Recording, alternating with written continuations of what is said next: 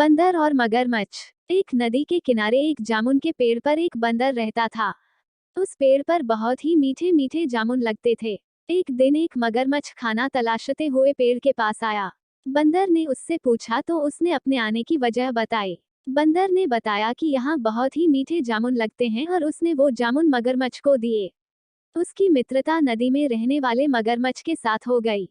वह बंदर उस मगरमच्छ को रोज खाने के लिए जामुन देता रहता था। एक दिन उस मगरमच्छ ने कुछ जामुन अपनी पत्नी को भी खिलाए। स्वादिष्ट जामुन खाने के बाद उसने यह सोचकर कि रोजाना ऐसे मीठे फल खाने वाले का दिल भी खूब मीठा होगा, उसने अपने पति से कहा कि उसे उस बंदर का दिल चाहिए और वो इसी जिद पर अड़ गई।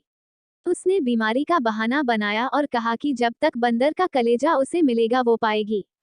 पत्नी की जिद से मजबूर हुए मगरमच्छ ने एक चाल चली और बंदर से कहा कि उसकी भाभी उसे मिलना चाहती है। बंदर ने कहा कि वो भला नदी में कैसे जाएगा।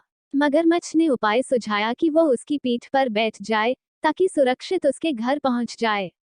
बंदर भी अपने मित्र की बात का भरोसा कर पेड़ से नदी में कूदा और उसकी पीठ पर सवार हो गया।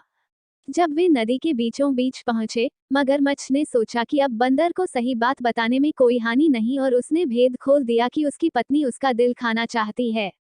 बंदर का दिल टूट गया, उसको धक्का तो लगा, लेकिन उसने अपना धैर्य नहीं खोया। बंदर तपाक से बोला, ओ मेरे मित्र, तुमने यह बात मुझे पहले क्यों नहीं बताई, क्योंकि मैंने तो अपना दिल जामुन के पेड़ में संभाल कर रखा है।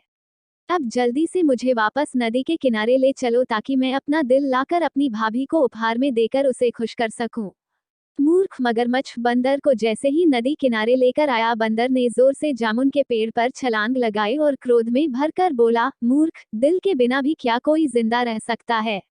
जा, आज से तेरी मेरी दोस्ती समाप्त।